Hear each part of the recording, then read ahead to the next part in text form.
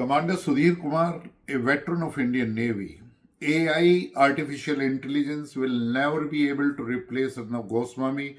Arnab Goswami has emotions, a body language which is needed when you are having debates or you are conducting an interview. He goes into the intricacies that what the audience is looking for, what is the nation mood, what is the geopolitics, and accordingly he is putting his experience which he has earned, learned. And now I will say the artificial intelligence is a tool. It's a very powerful tool. It's a very powerful technology.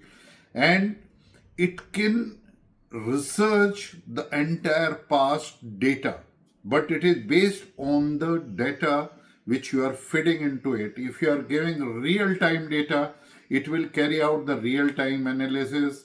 Otherwise, it goes into the past history and all the AI algorithms brings out what had been there when you are training these AI tools or LLMs or this designing algorithm.